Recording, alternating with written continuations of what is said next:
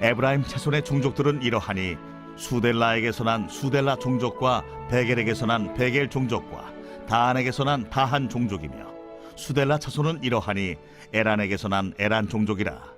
이는 에브라임 자손의 종족들이니 계수된 자가 32,500명이라. 이상은 그 종족을 따른 요셉 자손이었더라.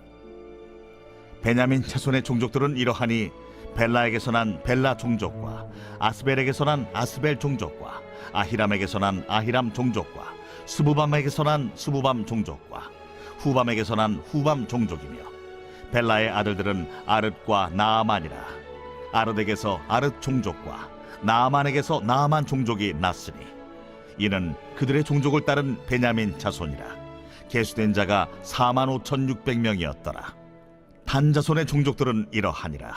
수함에게서 수함 종족이 났으니 이는 그들의 종족을 따른 단 종족들이라. 수함 모든 종족에 계수된 자가 64,400명이었더라. 아셀 자손의 종족들은 이러하니 임나에게서 난 임나 종족과 이스위에게서 난 이스위 종족과 브리아에게서 난 브리아 종족이며 브리아의 자손 중 헤벨에게서 난 헤벨 종족과 말기엘에게서 난 말기엘 종족이며 아셀의 딸의 이름은 세라라. 이는 아셀 자손의 종족들이니 계수된 자가 53,400명이었더라. 납달리 자손은 그들의 종족대로 이러하니 야셀에게서 난 야셀 종족과 구니에게서 난 구니 종족과 예셀에게서 난 예셀 종족과 실렘에게서 난 실렘 종족이라. 이는 그들의 종족을 따른 납달리 종족들이니 계수된 자가 45,400명이었더라. 이스라엘 자손의 계수된 자가 601,730명이었더라. 여호와께서 모세에게 말씀하여 이르시되 이 명수대로 땅을 나눠주어 기업을 삼게 하라. 수가 많은 자에게는 기업을 많이 줄 것이요 수가 적은 자에게는 기업을 적게 줄 것이니 그들이 계수된 수대로 각기 기업을 주되 오직 그 땅을 제비 뽑아 나누어 그들의 조상 지파의 이름을 따라 얻게 할지니라. 그 다소를 막론하고 그들의 기업을 제비 뽑아 나눌지니라. 레위인으로 계수된 자들의 종족들은 이러하니 게르손에게서 난 게르손 종족과 고핫에게서 난 고핫 종족과 무라리에게서 난 무라리 종족이며 레위 종족들은 이러하니 림니 종족과 헤브론 종족과 말리 종족과 무시 종족과 고라 종족이라. 고핫은 아므람을 낳았으며 아므람의 처의 이름은 요게벳이니 레위의 딸이요 애굽에서 레위에게서 난 자라. 그가 아므람에게서 아론과 모세와 그의 누이 미리암을 낳았고 아론에게서는 나답과 아비후와 엘르아살과 이다말이 낳더니 나답과 아비후는 다른 물을 여호와 앞에 들이다가 죽었더라. 1개월 이상으로 계수된 레위인의 모든 남자는 23,000명이었더라. 그들은 이스라엘 자손 중 계수에 들지 아니하였으니 이는 이스라엘 자손 중에서 그들에게 준 기업이 없음이었더라. 이는 모세와 제사장 엘르아살이 계수한 자라. 그들이 여리고 맞은편 요단과 모압 평지에서 이스라엘 자손을 계수한 중에는 모세와 제사장 아론이 시내 광야에서 계수한 이스라엘 자손은 한 사람도 들지 못하였으니 이는 여호와께서 그들에게 대하여 말씀하시기를 그들이 반드시 광야에서 죽으리라 하셨습니다. 이러므로 여분네의 아들 갈렙과 눈의 아들 여호수아 외에는 한 사람도 남지 아니하였더라.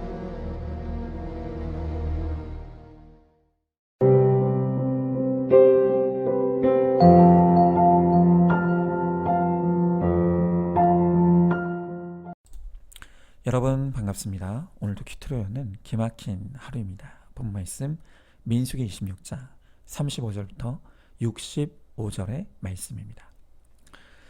자, 오늘 본문의 말씀은 이스라엘의 2차 인구조사에 관한 말씀입니다. 앞선 1차 인구조사는 출애굽 2년째 되던 해에 실시되었었습니다. 그리고 오늘 이 2차 인구조사는 가나안 땅에 들어가기 직전인 출애굽 40년째 실시되었습니다. 이 2차 인구조사는 1차 때와 마찬가지로 이스라엘 백성들 중 20세 이상으로 전쟁에 나갈 만한 남자의 수를 계수한 것입니다. 그러나 이 2차 인구조사에는 여호수아와 갈렙 두 사람을 제외한 모든 출애굽 1세대는 아무도 계수되지 못하였습니다. 왜냐하면 그들은 광야에서 원망 불평만 하다가 모두 죽었기 때문입니다. 그 대신 출애굽 2세대만이 오늘 이 인구조사의 대상이 되었습니다. 자, 그렇다면 이 2차 인구조사에 담긴 하나님의 메시지가 무엇일까요? 먼저 첫 번째로 생명 낳는 인생이 되어야 합니다. 자, 오늘 본문의 51절을 보니까 이스라엘 자손의 계수된 자가 60만 1730명이었더라 그랬습니다. 자, 어제 큐티 본문에 이어서 오늘도 이스라엘의 12지파의 수를 계수하고 있습니다. 그리고 모든 지파에 계수된 남자의 수가 60만 1730명이라고 합니다. 자, 그런데 이 본문을 보면 계속해서 반복되는 아주 중요한 단어가 있는데요. 그것이 바로 난, 즉 낳았다입니다. 여러분, 처음에 이스라엘 백성의 시작은 야곱의 12아들로 시작했습니다. 그러나 그들이 후손을 낳고 낳기를 반복하더니 이스라엘이 출애굽할 때에는 여자와 어린아이를 포함하여서 무려 200만 명이 넘는 하나의 민족으로 발전하게 된 것입니다. 여러분, 그러나 불행히도 이 출애굽 1세대는 낳기는 하였지만 그들의 죄의 결론으로 65절의 말씀처럼 한 사람도 남지 아니하였더라의 불행한 결론을 맺고 말았습니다. 여러분, 그들은 출애굽의 은혜를 잊어버리고 끊임없이 하나님을 배반하고 반역하다가 끝내 가나안 땅을 밟지 못하고 광야에서 죽음을 맞이하고 만 것입니다. 여러분, 우리가 단순히 자녀를 낳는 것이 중요한 것이 아닙니다. 가정의 목적은 거룩이고 거룩의 결론은 영적 후사를 낳는 것입니다. 우리가 가정을 이루고 자녀를 낳는 것은 무엇보다 소중하죠. 그러나 하나님께서 허락하신 자녀를 말씀으로 양육하여 영적 후사로 길러내는 것이 바로 우리에게 이 소중한 자녀를 주신 유일한 목적인 것입니다.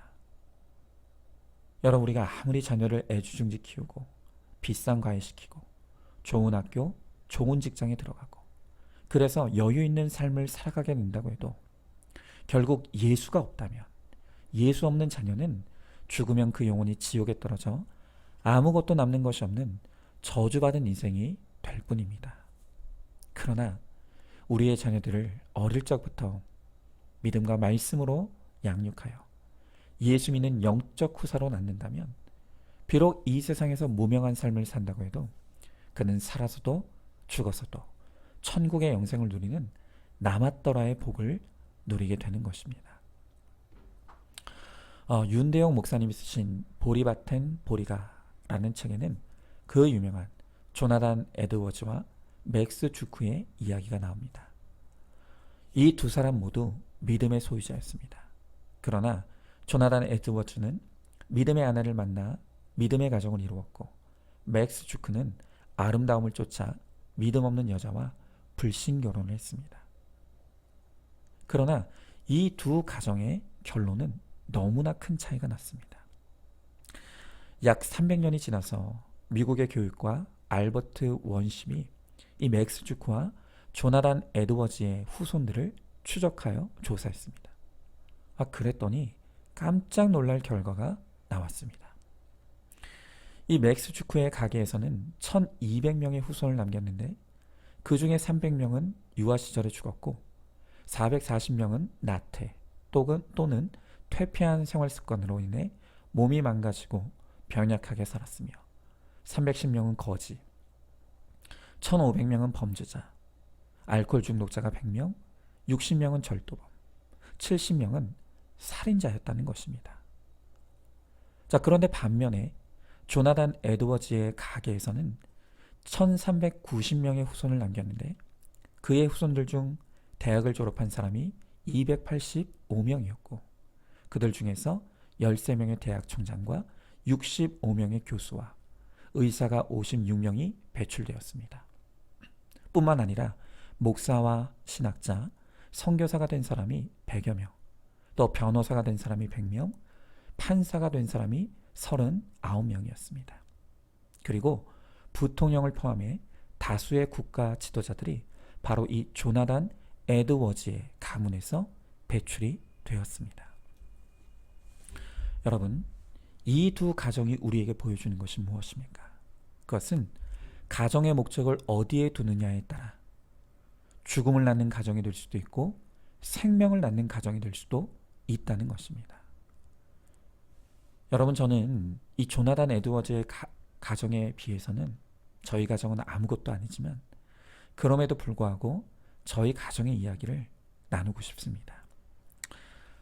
저의 집안은 세상적으로 보면 부자 집안도 아니고 권력이나 명예를 가진 집안도 아닙니다. 그러나 제가 어디를 가든지 제 가정을 소개할 때 항상 자랑하는 것이 있습니다. 제 아버지가 목회자입니다. 그리고 제가 3형제 중에 막내인데 제 큰형님이 목사입니다. 제 둘째 형님도 목사입니다. 그리고 저도 목사입니다. 그게 끝이 아닙니다. 제가 결혼했는데요. 제 장인어른께서 목사입니다. 그리고 제 아내 오빠, 그러니까 처남이 있는데요. 제 처남의 직업이 뭘까요? 맞습니다. 목사입니다. 여러분, 저에게는 제 본가와 처가의 모든 식구들이 믿음의 가정일 뿐 아니라 모두 목회자라는 것이 얼마나 큰 영광이고 자랑인지 모릅니다. 비록 세상에서는 보잘것없는 무명의 사람들이지만 주를 위해 헌신하고 충성하는 이 믿음의 동역자들이 가득한 제 집안이 저는 그 어떤 집안보다도 너무나 영광스럽고 자랑스럽습니다. 그래서 얼마 전에는 제가 속한 노예로부터 한 집안에서 사부자가 목회자가 된 것이 귀감이 된다며 상패를 받게 되었습니다. 여러분, 제가 이제까지 어떤 다른 상도 자랑한 적이 없습니다. 내세운 적도 없습니다. 하지만 이 상패만큼은 너무나 감사한 마음으로 제 목양실에 빛이 두었습니다. 그리고 저는 정말 진심으로 제 자녀들도 하나님이 허락해 주신다며 조상과 부모의 믿음을 이어받고 그 사명을 이어받아서 제 자녀들도 목사가 되기를 간절히 바랍니다. 여러분이 이 악하고 음란한 세상에서 목회자로 부름받아 주와 교회를 위해 쓰임받는 것이 얼마나 영광스러운 일입니까? 여러분, 예수 없는 모든 인생의 결론은 남은 것이 없는 것입니다. 그러나 예수 안에서 믿음으로 낳은 영적 후사는 영생을 얻게 될 것입니다. 가정의 목적은 거룩이고 거룩의 결론은 영적 후사인 것을 분명히 깨달아 우리의 가정과 또 교회가 많은 영적 후사를 낳는 이 생명의 공동체가 되기를 간절히 소망하고 축복합니다. 자, 한번 질문해 봅니다. 가정의 목적이 영적 후사를 낳는 것임을 깨닫습니까? 내 자녀가 서울대 들어가는 것과 예수 믿고 구원받는 것 중에 하나만 택해야 된다면 여러분은 무엇을 선택하시겠습니까? 생명을 낳고 낳는 가정과 교회가 되기를 기도하며 힘쓰시기 바랍니다. 자, 두 번째로 충성하는 인생이 되어야 합니다. 자, 오늘 본문의 52절부터 56절의 말씀에 보니까 여호와께서 모세에게 말씀하여 이르시되 이 명수대로 땅을 나눠주어 기업을 삼게 하라. 수가 많은 자에게는 기업을 많이 줄 것이요 수가 적은 자에게는 기업을 적게 줄 것이니 그들이 계수된 수대로 각기 기업을 주되 오직 그 땅을 제비 뽑아 나누어 그들의 조상 지파의 이름을 따라 얻게 할지니라. 그 다소를 막론하고 그들의 기업을 제비 뽑아 나눌지니라 그랬습니다. 여러분, 방금 읽은 말씀을 보면요, 이스라엘이 가나안 땅에 들어가게 되면 각 지파별로 땅을 분배하는 원칙을 소개하고 있습니다. 여러분, 이 땅 분배의 원칙은 딱 두 가지입니다. 땅의 크기는 지파의 수만큼 차등을 두라는 것입니다. 그러나 땅의 위치는 공평하게 제비를 뽑아 결정하라고 합니다.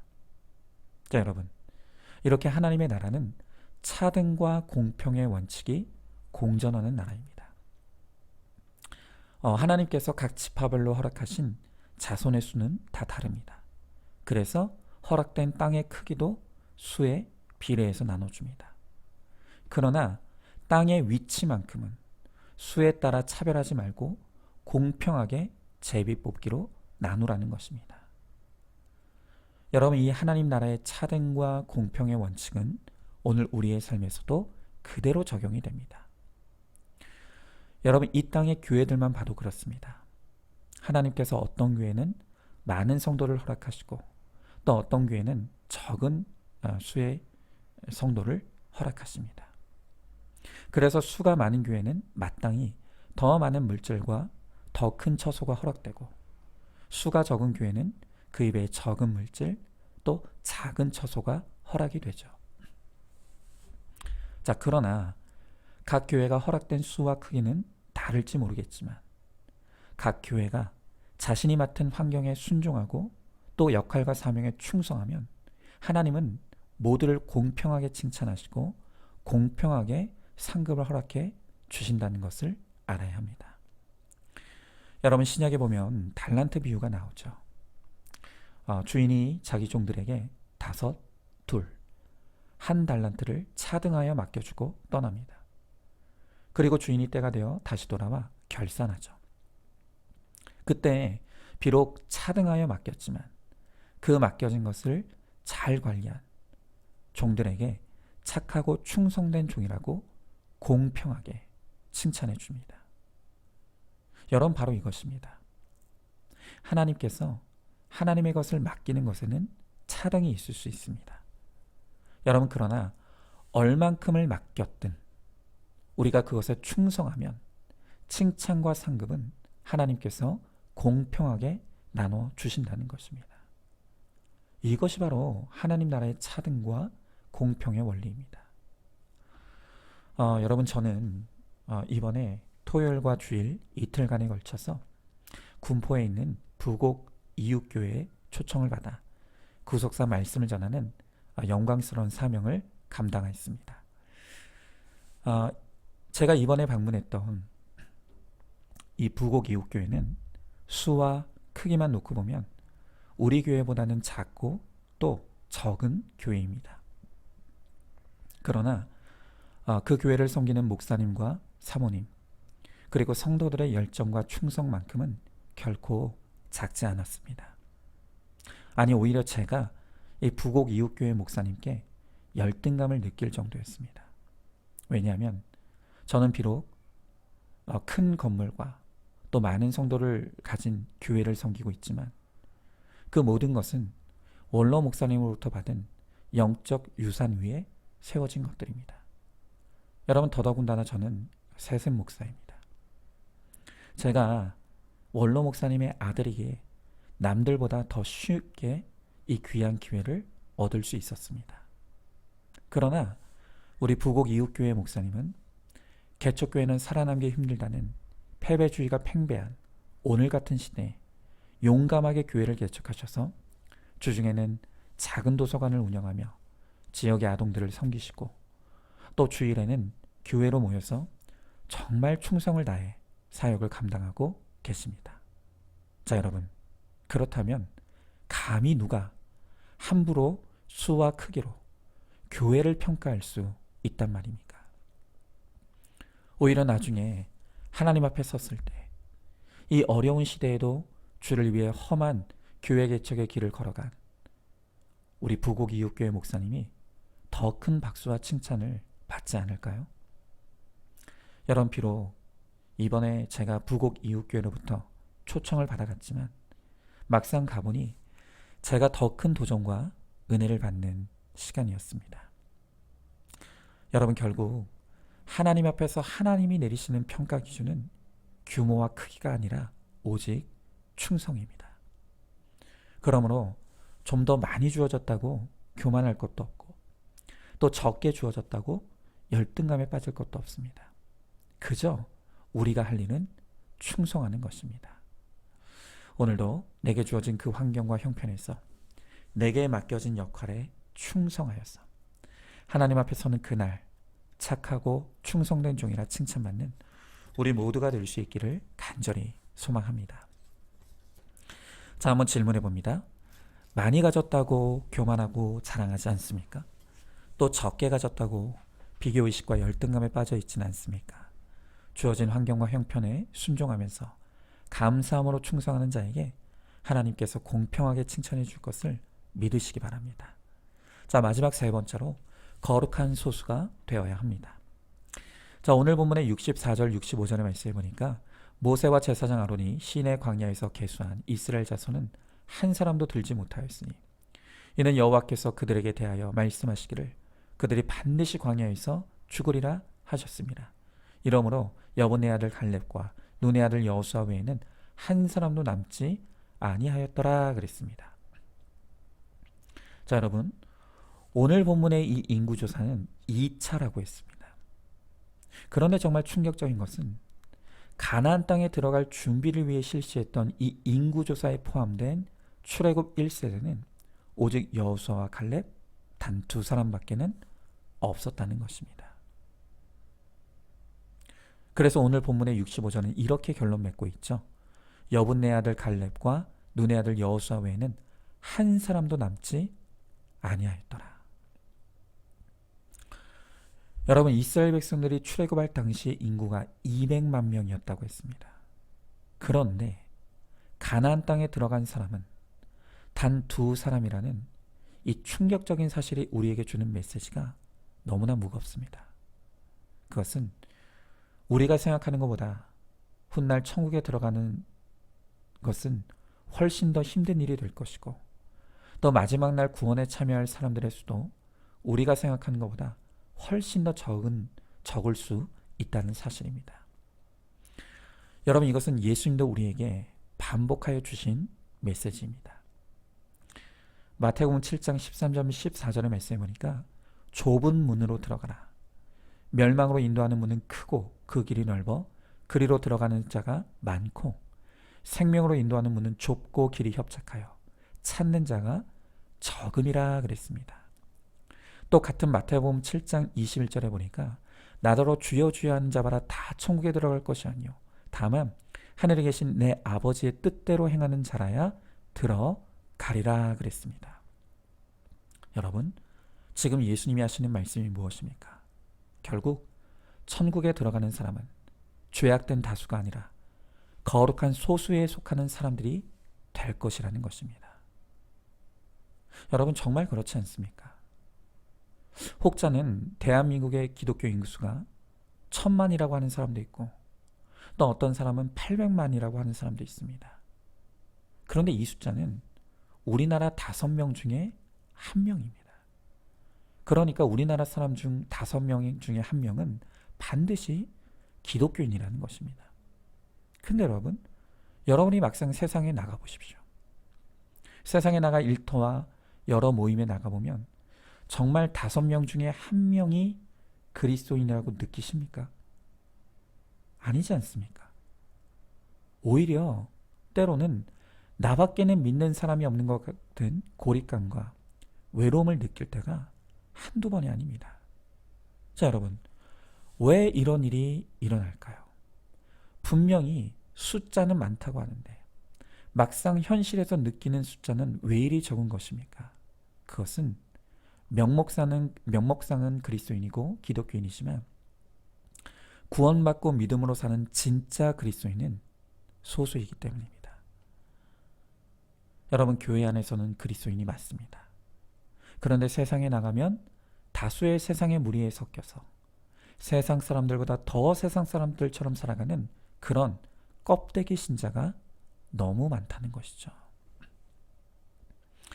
여러분, 오늘 말씀에 여호수아와 갈렙 외에는 이라고 했습니다. 여러분, 아무리 생각해도 200만 명 중에 가나안 땅에 들어간 사람이 단 2명이라는 것은 정말 충격적인 사실입니다.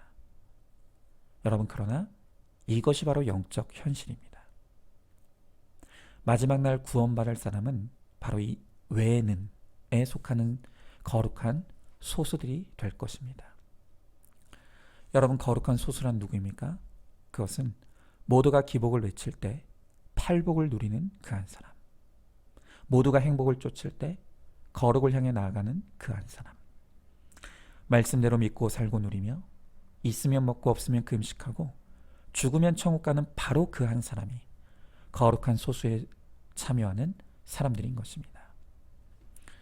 여러분이 이 땅에 잠시 있다 썩어지고 없어질 그 다수에 속하여 이 땅과 함께 썩어지고 없어지는 어리석은 인생이 되지 않기를 간절히 소망합니다.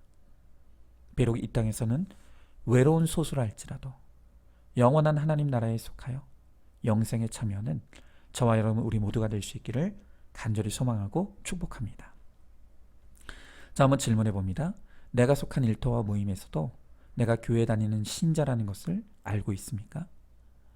신자의 이름으로 세상과 어울리며 세상 사람들과 똑같은 모습으로 살고 있지는 않습니까? 이 세상에 속해 있지만 세상과 같지 않은 거룩한 소수가 되어 구원과 영생을 누리시기 바랍니다. 자, 오늘도 10월 25일 보석 상자입니다. 거듭나면서 우리의 소망은 헛된 소망에서 산 소망으로 바뀌게 됩니다. 자식, 돈, 넓은 집, 명예와 학벌의 소망, 당장의 문제가 해결되기만을 바라는 내 욕심의 소망이 죽어지고 부활의 산 소망을 갖게 됩니다. 아멘. 우리 함께 기도하겠습니다. 주님, 감사합니다. 오늘도 우리에게 이 말씀을 선물로 주시고 우리에게 말씀하여 주시는 주님, 오늘 주님은 이 말씀을 통하여서 우리가 생명을 낳는 인생이 되라고 말씀하십니다. 그리고 충성하는 인생이 되어야 한다고 하십니다. 그리고 거룩한 소수가 되어야 한다고 말씀하십니다. 하나님, 출애굽 백성들이 처음에는 200만 명이 출애굽하였지만 가나안 땅에 들어갈 때는 오직 여호수아와 갈렙 단 2사람 외에는 아무도 남은 사람이 없었다고 하십니다. 주님, 우리는 한 사람도 남지 아니었더라에 그 멸망당한 다수가 아닌 여호수아와 갈렙 외에는 이 소수의 거룩한 무리에 속하게 하셔서 정말 우리가 구원을 누릴 수 있게 하시고 내가 받은 이 구원을 내 가정과 또한 지체와 이웃들에게도 전하여서 이 소수의 거룩한 무리에 더 많은 사람들이 동참할 수 있도록 하나님 우리가 사명 감당하게 하여 주시옵소서. 믿사오며 사랑이 많으신 우리 예수님 이름 받들어 기도드리옵나이다. 아멘. 오늘도 큐티로 기막힌 하루를 살아내는 하늘가족 공동체 우리 모든 성도님 되시기를 주님의 이름으로 축복합니다.